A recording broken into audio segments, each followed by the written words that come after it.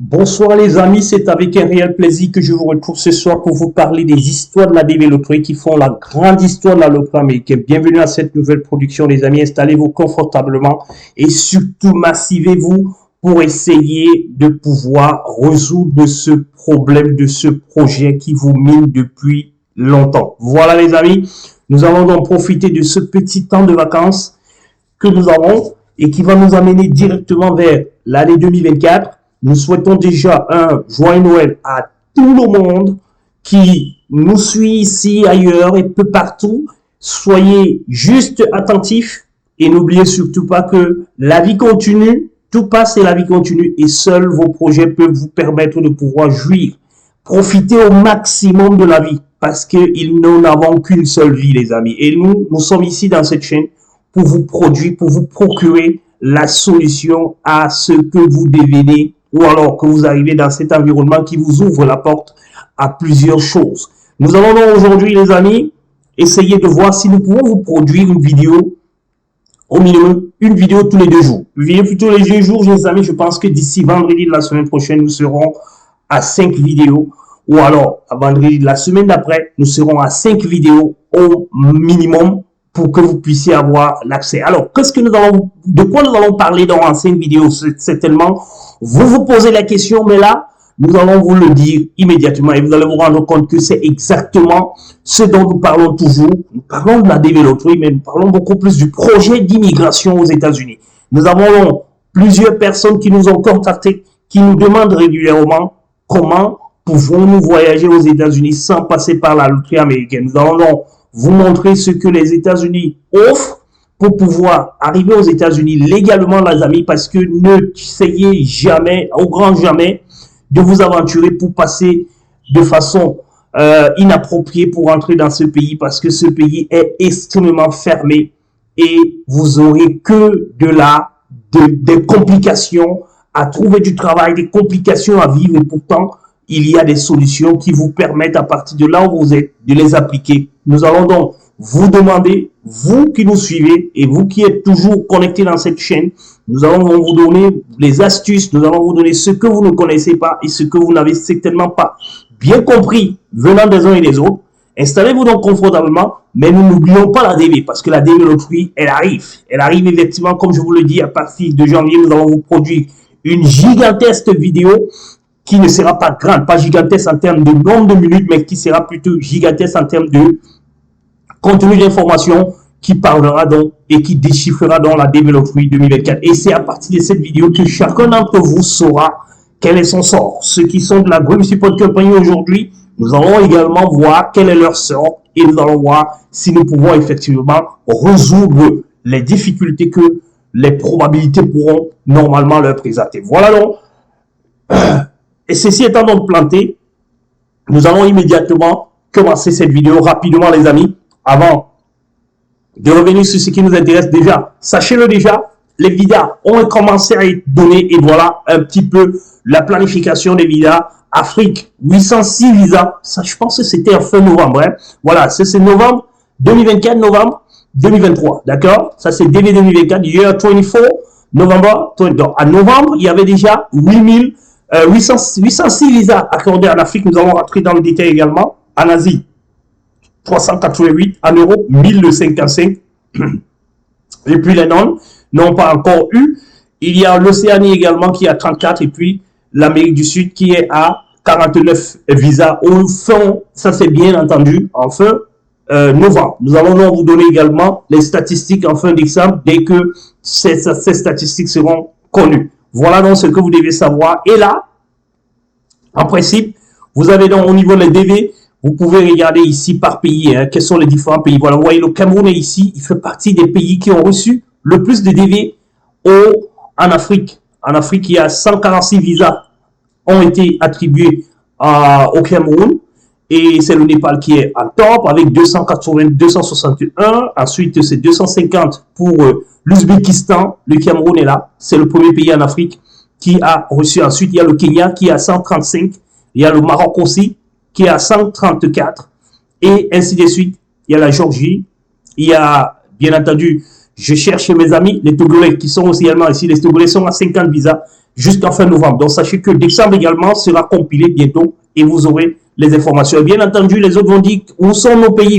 Vos pays sont massés ici parce qu'ils sont certainement inférieurs à 30. Parce que là, c'est le Kazakhstan qui est à 33, c'est le tout derrière. Et les autres, tous les autres, on les a mis tout à l'intérieur. C'est ça qui fait en sorte qu'il y a 460 visas pour le reste du monde, hein, naturellement. Pour le reste du monde, il y a 460 visas. Alors, nous avons non, beaucoup plus bas ici, un petit détail qui est beaucoup plus résumé. Regardons ici et essayons de les mettre un petit peu par ordre parce que les DV2 et DV3 sont à 0. Ils n'ont pas précisé cela. Regardons donc ici pour que nous mettons également dans l'autre sens. Voilà, le Népal, comme on disait. Ici, le Cameroun est là, 146. Ensuite, vous avez le Kenya, 135. Ensuite, vous avez le Maroc, 134.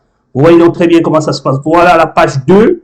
Pour voir un petit peu que le Bénin également est ici. Les amis béninois, vous qui nous remerciez en longueur de journée, nous sommes là. Les Togolais sont à 50. Nous sommes là en fin novembre. Je le répète encore et encore. Ne venez pas nous poser des questions en décembre, mais nous sommes vraiment en fin décembre. Et l'Algérie est à 48 visas. Ici, vous devez donc comprendre que nous pouvons, non, vous pouvez également vous rendre dans ce site si vous voulez voir où est-ce que votre pays, la République démocratique du Congo est là, vous qui vous payez régulièrement là, vous êtes à 21 visas qui est déjà accordé ici. Vous pouvez le voir, le Burundi est à 18 visas et ainsi de suite. Voilà les formations dont je tenais à vous donner. Et ici, nous avons non, c'est le même fichier que nous avons non pu récupérer sur Excel. Quand vous le transférez sur Excel, donc vous voyez donc ici tous les visas, toutes les catégories de visas qui ont été attribués à Abidjan. Abidjan parce que c'est pas ordre alphabétique. Après, vous avez Abu Dhabi ici. Donc ici, vous pouvez voir que au niveau d'Abidjan, il n'y a pas de DV. Il n'y a pas eu de DV, il n'y a pas eu de visa DV qui a été attribué au niveau de...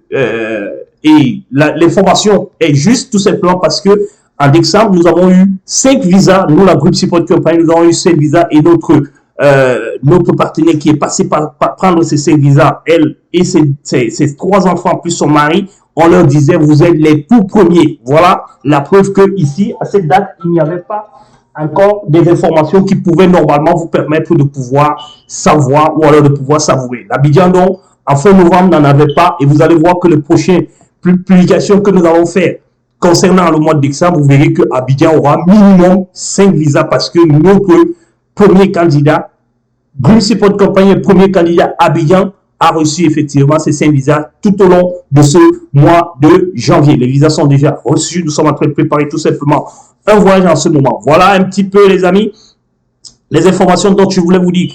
Il faudra donc regarder ici ce qui m'intéresse donc, avant de revenir, si nous pouvons peut-être aller également par pays ici. Est-ce que nous pouvons faire le tri par pays pour essayer justement de regarder? Non, malheureusement, nous ne pourrons pas pour le moment. Pour le moment, nous ne pourrons pas parce que nous n'avons pas retraité la page. Nous l'avons vraiment pris comme ça en état brut.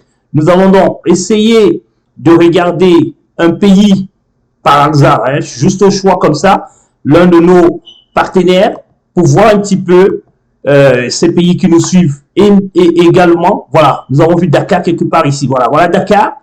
Alors, quand vous voyez Dakar ici, vous voyez très bien qu'à Dakar, également, jusqu'en novembre, il n'y en avait pas de visa DV. Parce que quand vous allez voir visa DV, normalement, vous allez voir DV quelque part ici. Alors, ça, ce sont les différentes catégories. Je voulais justement vous montrer un essai. Il y a Cotonou également plus haut. Il y a Cotonou ici, plus haut, qui commence à partir de là, voilà. Alors, à Cotonou, par contre, il y a eu combien de visas? 28 visas en fin novembre. En fin novembre, il y avait 28 visas DV. C'est ici que vous devez le voir. Vous devez le voir ici qu'il y a eu 28 visas DV à Cotonou en fin novembre 2023. Alors, les différentes catégories de visas que voici, ça c'est les différentes catégories de visas que vous devez normalement savoir. Nous allons nous rentrer dans les vidéos dont je vous ai parlé. Nous allons vous parler de la CR1, CR1, F1, F3, ER1, ER2, ER5. Il y en a énormément. Nous pouvons donc revenir ici très rapidement pour vous parler de ces différentes catégories de visas. C'est ici que vous devez normalement les voir. Voilà. Ici donc, vous avez ici Immediate Relative and Family Sponsor. Donc ici, c'est les parents immédiats et les sponsors en famille. Ici, vous avez les épouses ou les époux, les épouses des Américains, c'est ici que vous voyez la IR1, ici, rappelez-vous très bien, sur Excel tout à l'heure, attendez, nous allons essayer de le faire dans le même sens pour que tout le monde puisse voir cela, regardez très bien. Alors, voilà, revenons ici, voilà, très bien. Vous voyez donc ici, nous allons dire Dakar. Est-ce qu'on peut fermer cette page? Yes, mettons yes hein, pour que ça passe non.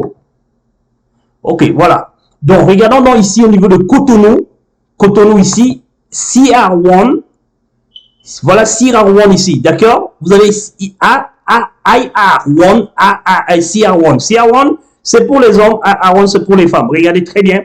Ici, il y en a eu donc 2. Donc, il y a eu 2 regroupements familiaux à Cotonou qui ont rejoint leurs conjoints ici aux États-Unis entre octobre et novembre 2023. Voilà donc cette catégorie. Nous allons revenir sur chacune de ces catégories pour essayer de vous expliquer. Mais là, ce sont les Béninois qui ont eu la nationalité américaine et certainement qui ont fait venir leurs partenaires depuis leur pays ou alors depuis un autre pays pour ici. Ils sont donc dans la catégorie Cotonou. D'accord? Ils sont allés au niveau de Cotonou. Ou alors ce sont les Américains ici qui ont trouvé des charmantes demoiselles du Cotonou et qui ont épousé. Ne faites pas comme la Guinéenne qui nous a contacté justement pour cette catégorie de visa, mais après quelques temps et après, elle a commencé à fébriller. Je ne sais pas pourquoi vous fébrillez. Tout est justifié. Là, nous sommes sur le site officiel du département d'État des États-Unis. C'est officiel. Nous sommes un immigration advisor. Nous donnons donc le point de vue en tenant compte de ce qui est produit par le département de l'État, ce qui est disponible par le département de l'État pour vous permettre de pouvoir avoir vos différents visas. C'est par ici que ça se passe, les amis. Vous n'avez pas à concevoir le monde. Donc, si vous avez un époux américain ou alors une épouse, ou alors si vous avez une épouse américaine et que vous voulez venir aux États-Unis, c'est ce visa que vous allez faire la demande, parce que c'est elle qui va faire la demande pour vous, pour pouvoir vous permettre de venir. Il y a donc plusieurs possibilités. La première, c'est de pouvoir vous déplacer et aller vous marier dans le pays d'origine de votre épouse et de la faire venir ici. Si vous êtes américain, si vous êtes africain et que vous connaissez un américain qui voudrait vous épouser, c'est tout à fait légal et c'est même encourageant par le département d'État qui vous demande normalement de pouvoir justifier tout simplement votre statut. Vous êtes célibataire, oui, et vous voulez vous marier ou alors vous vous êtes marié, vous avez le droit de faire venir votre épouse ici. Voici cette catégorie donc ici. Ici, c'est Sponsor of US Citizen. Sponsor of US Citizen wanting approbation. Donc ça, c'est ceux qui attendent encore les approbations avec la pétition 130. Il a I-130. Ici, c'est le fiancé. Les fiancés des Américains également. Ici, c'est le K1. Il y a le K3 ici. Attention, K3 avec l'astérisque. Ne l'oubliez surtout pas. Et puis, Intercontinental Adoption. Donc, ça, c'est les adoptions. Les Américains qui partent adopter des enfants dans d'autres pays, ils vont donc faire les demandes. La IH3, IH3,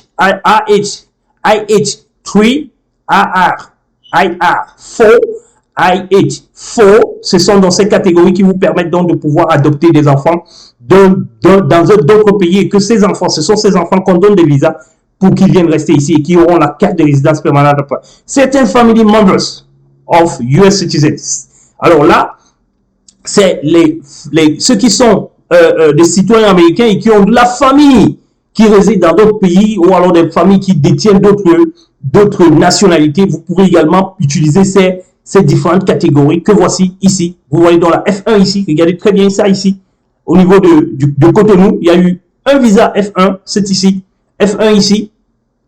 Donc, c'est cette catégorie de personnes qui peuvent obtenir certaines family members of non-resident, permanent resident. Voilà. Ça, c'est les nous qui ne sont pas encore américains et qui sont encore des permanent residents. Nous avons donc la F2A, F2B. Donc, c'est certaines familles. Nous allons revenir pour développer tout ceci. Alors, plus tard, donc, vous avez ici employment sponsor. Donc, ça, c'est quand vous travaillez. Et ça, honnêtement, je le dirais tantôt, les Africains, très peu auront la possibilité de pouvoir entrer ici parce que les catégories au niveau de l'emploi est très, très, très difficile. Ici, si un employeur vous prend à partir de l'Afrique pour vous amener ici, voilà les différentes catégories de visa qu'il peut normalement vous donner. Mais il faut vraiment avoir de l'exception. Vous voyez très bien qu'on dit Par exemple, ici, professional holding.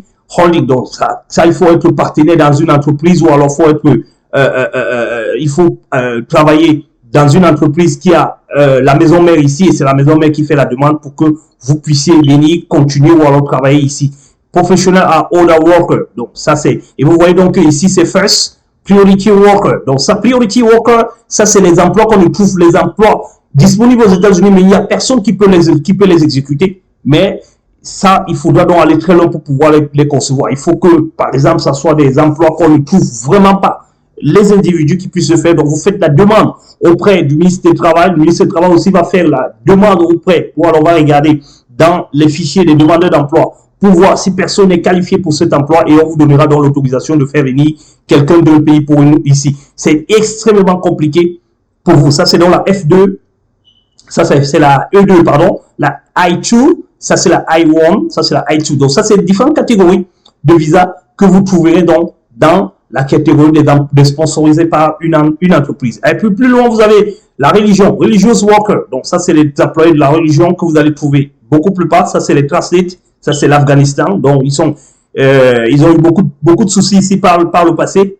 Et là, vous aurez donc tout ceci. Other immigration, diversity visa, DV. Donc, ça, c'est les autres. Ça, c'est la diversité. Et puis, ça, c'est returning resident. Returning resident, ici, attention, ça concerne justement les devises. Comme moi, si par exemple, je trouve du travail dans un autre pays ou alors je trouve du travail, l'ONU, par exemple, décide de me délocaliser pour peut-être pour son bureau qui se trouve en Côte d'Ivoire et que je fasse 2 ans, par exemple, là-bas, je vais perdre normalement ma résidence permanente parce que je suis resté très longtemps dehors. Pour revenir ici, je serai donc obligé de faire le returning resident. Returning resident pour qu'on puisse me donner donc la possibilité d'avoir ce visa. C'est ce visa que je vais obtenir donc, arriver ici et faire à nouveau une demande de carte de résident permanente qui me sera certainement donnée parce que j'aurai une raison pour laquelle je suis sorti des États-Unis et que j'ai mis beaucoup de temps hors des États-Unis parce que nous sommes faits pour rester ici, pour travailler et pour payer les impôts, les amis.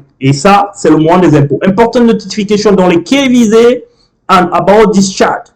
Voilà les informations que vous devez normalement connaître et que vous devez normalement avoir. Vous devez savoir que pour ceux qui ont des enfants et qui veulent les faire venir ici, la catégorie, je pense qu'on a parlé de ça tout à l'heure ici, c'est ici.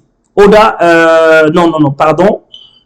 Cette catégorie, elle est là. Voilà, elle est là. C'est le F2A, F2B. Certain family member of lawful permanent resident. Ici, si vous avez un enfant que vous avez laissé en Afrique et que vous allez arriver aux États-Unis, vous devez donc procéder par la demande d'un F2A ou alors d'un F2B. Voilà les deux catégories. Nous allons revenir. Et c'est ça que nous allons parler la semaine prochaine pour vous permettre de pouvoir... Non, pas la semaine prochaine. Demain ou après-demain, parce qu'on a dit une vidéo tous les 2 jours. Vous allez donc savoir comment vous pouvez faire venir vos enfants ici. Attention, ceux qui ont juré à l'ambassade qu'ils n'ont pas d'enfants, quand vous êtes en train de venir, demandez maintenant à nouveau que vos enfants viennent. Attention, be careful, il vous faut faire extrêmement attention parce que ça peut être compliqué, ça peut vous compliquer la vie, ça peut vous compliquer même déjà votre permanent resident card ici. Et attention, il y a une autre information que je tenais, mais ça, j'attendais 2024 pour vous le dire. Dad is possible là, dad is back. Dad, c'est qui? C'est notre père. Donald Trump risque de revenir. Et ça, il ne s'amusait pas sur cette catégorie ici pendant les 4 premières années qu'il a passées au départ. S'il revient encore, honnêtement, ça va être encore beaucoup plus musclé. Donc, si vous avez juré que vous n'avez pas d'enfant, c'est pour ça qu'il faut jouer. Et il faut continuer à jouer avec vos enfants, parce que c'est en jouant avec vos enfants que vous pouvez voyager sans vos enfants. Mais sachez que si vous voyagez sans vos enfants et que vous les avez déclarés avant de voyager, la transmission, le regroupement sanguin sera relativement facile. Mais si vous n'avez pas déclaré vos enfants et que vous êtes venu tout simplement ici en jurant que vous n'en avez pas, il faut savoir qu'il y a toute une procédure à mettre en place pour pouvoir espérer le faire et le faire avec la manière. Parce que si vous ne le faites pas avec la manière, vous risquerez même de perdre votre propre résidence permanente ici. Be careful les amis, vous savez dans tout, vous savez là où nous trouvez, si jamais vous avez besoin de nous. Voilà l'information du jour, voilà ce dont je tenais à vous donner comme information en ce qui concerne ce début de vidéo. Ça, c'est la production de la globalité des vidéos. Nous allons nous revenir régulièrement pour vous parler des différentes catégories qui vous ressemblent et qui peuvent vous intéresser. Par exemple, le travail, on ne parlera pas, les études également. On n'en parlera pas parce que ça sera extrêmement difficile pour vous. Il faut avoir beaucoup, je le dis bien, beaucoup d'argent pour pouvoir obtenir ces différentes catégories de visa. Mais nous allons quand même vous en parler pour que chacun d'entre vous, d'entre nous, sache ce qui nous attend. Voilà donc les amis, l'information du jour. Sachez qu'il y a plus d'une possibilité de venir aux États-Unis en dehors de la DV Loterie, mais il faut les connaître. Et ici, c'est ici que vous pouvez connaître exactement ce dont vous avez besoin pour pouvoir venir aux États-Unis légalement, travailler, vivre légalement en paix et avoir tout ce dont vous avez besoin. Voilà donc les amis, comme je vous le disais, restez scotchés en période de vacances. Nous serons régulièrement là et soyez prêts à pouvoir sauter sur la première occasion qui va vous présenter à vous. Attention les amis, sachez ici que qui ne risque rien n'a rien. Si vous n'avez rien aujourd'hui, c'est parce que vous n'avez rien risqué. Si vous risquez quelque chose, c'est en ce risque que vous pouvez obtenir quelque chose. Si vous n'avez rien risqué, sachez que vous n'aurez absolument rien. Ne soyez pas surpris de ne rien avoir parce que vous n'avez rien reçu. Vous n'avez rien prévu, vous n'avez rien risqué, vous n'avez rien, c'est tout à fait normal. C'est un bon résultat que vous avez. Vous avez juste le plaisir de pouvoir rester comme un spectateur stérile. Voilà les amis, bonne fête encore pour une fois, bonne semaine, bon week-end également à ceux qui fêtent Noël et ceux qui sont en congé. Comme moi, profitons maximum de nos congés. Bonsoir.